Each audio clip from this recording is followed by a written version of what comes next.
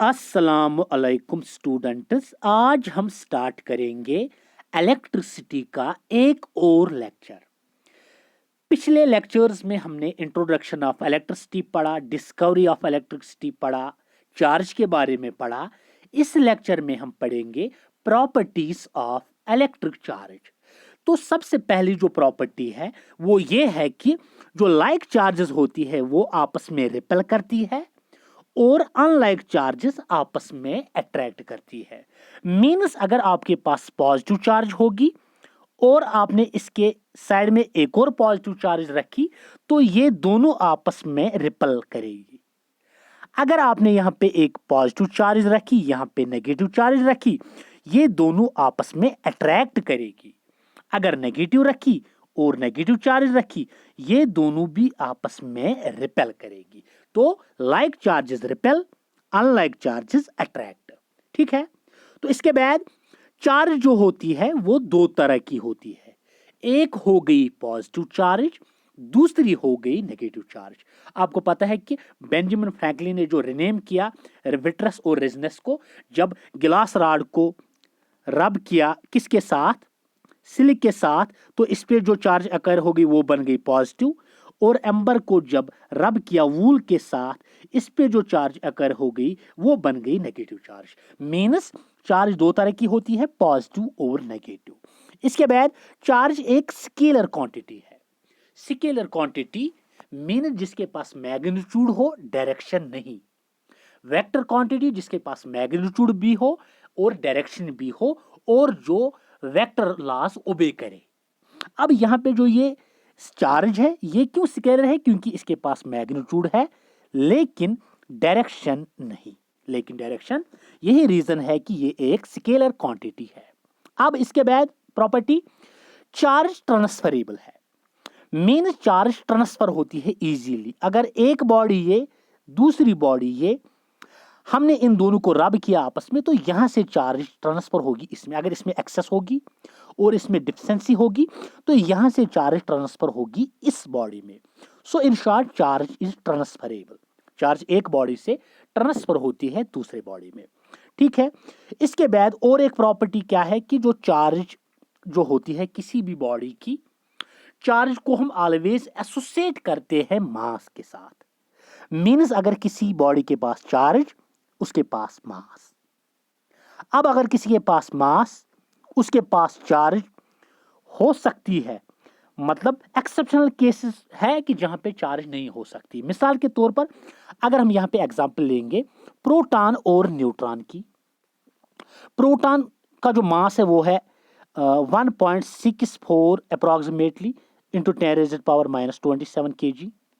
Neutron का है 1.65 into 10⁻⁻27 kg। तो मास तो अप्रोक्सीमेटली इन दोनों का सेम है, लेकिन प्रोटॉन की जो चार्ज है वो है प्लस टाइम्स 1.6 इंटू 10⁻⁻19 कूलम, लेकिन न्यूट्रॉन की चार्ज नहीं है, इसकी चार्ज 0 है। तो यहां पे दोनों के पास मास था लेकिन एक के पास चार्ज, दूसरे के पास नहीं।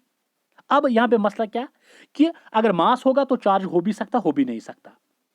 अब अगर चार्ज तो मास हो, मास तो कंपलसरी है। क्लियर।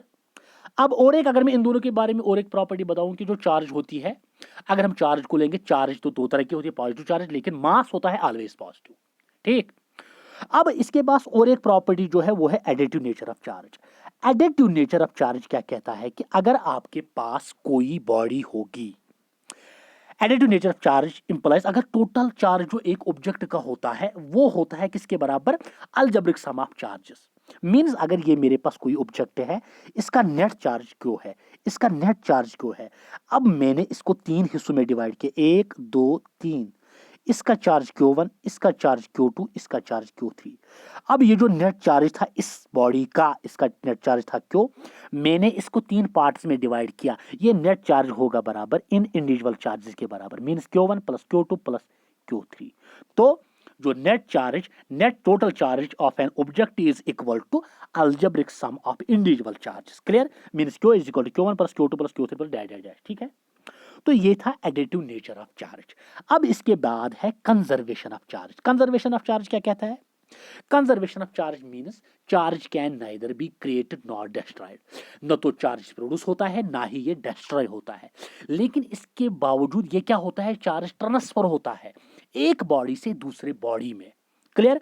मीन्स कि अगर आपके पास एक आइसोलेटेड सिस्टम है, मेरे पास एक आइसोलेटेड यहां पे रखा एक आइसोलेटेड सिस्टम, इसके पास ये एक बॉडी है, ये दूसरी अंदर, इसके पास 6 कॉलम चार्ज है, इसके पास 5, इसके पास 3 कॉलम है। अब मैंने इसको ऐसे घुमाया, फिर जब मैंने फिर से देखा कि चार्ज कितना है, सपोज चार्ज ट्रांसफर होगा मतलब इंटरनली, इसके पास सपोज 5 कॉलम है, इसके पास सपोज 4, इसके पास सपोज 5 कॉलम ही है, इसके पास सपोज 4 कॉलम है, तो यहाँ पे 6 5 हो गया 11, 11 और 3 हो गए 14, और इसके पास भी कितने 5 5 10 और 4 हो गए 14, इसके पास भी 14 है। मीन जो चार्ज होता है, टोटल चार्ज जो एक आइसोलेटेड सिस्टम का होता है वो ऑलवेज रहता है constant. मीनस electric charge can neither be created not destroyed, लेकिन ये ट्रांसफर होता है एक बॉडी से दूसरे बॉडी में। Okay clear? ये था आपका कंजर्वेशन ऑफ चार्ज। ठीक है, अब आपका है यहां पे कोलंबस लॉ कहेंगे अब इसको।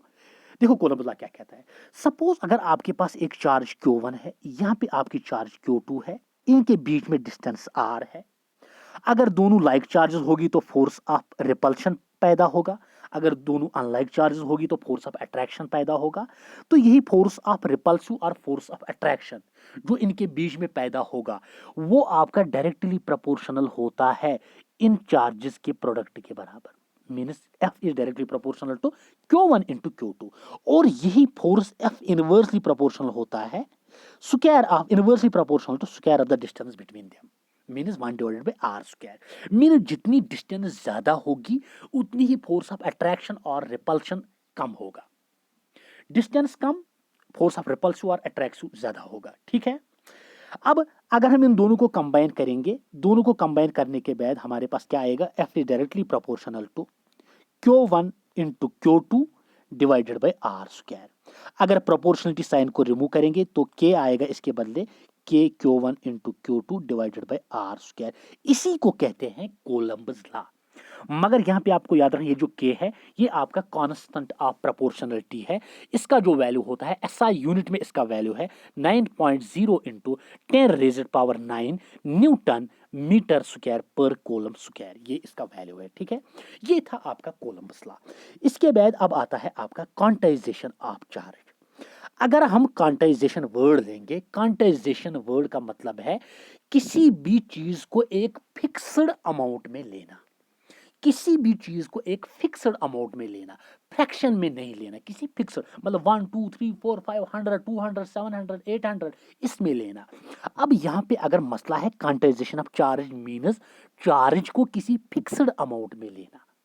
ठीक है, तो अब अगर हम इसको पढ़ेंगे मीन्स अगर जो चार्ज किसी भी बॉडी की होती है, किसी भी बॉडी की चार्ज होती है वो होती है integral multiple of the charge of an electron. आपको पता है charge of an electron means जो स्मॉलेस्ट चार्ज जो एग्जिस्ट होता है इंडेफिनिटली वो होता है चार्ज ऑफ एन इलेक्ट्रॉन।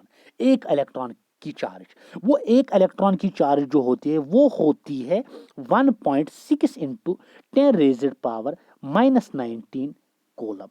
इसको कहते हैं एलिमेंट्री चार्ज भी और इसको कहते हैं फंडामेंटल चार्ज भी। ठीक है, तो अब इंटीग्रल मतलब यहाँ पे क्वांटाइजेशन चार्ज मीन्स क्या हो गया कि अगर आपको किसी भी बॉडी की चार्ज अगर आपको लेनी है, किसी भी बॉडी की चार्ज, वो चार्ज आपको लेनी है integral multiple of charge of an electron, charge of an electron. तो मैथमेटिकली वो क्या होता है, mathematically Q is equal to NE। Q is equal to N Q क्या होता है, charge of a body, Q होता है charge of a body, N हो आपका इंटीजर है, E आपका है एलिमेंट्री चार्ज, E क्या है आपका एलिमेंट्री चार्ज।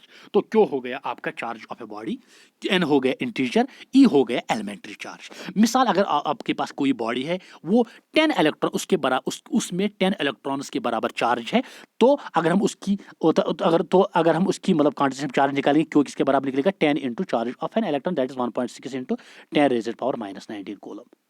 ठीक है। तो क्वांटिटेटिव चार्ज मीन्स कि चार्ज किसी भी बॉडी की जो चार्ज अगर हमें लेनी है, हम लेते हैं integral multiple of charge of an electron.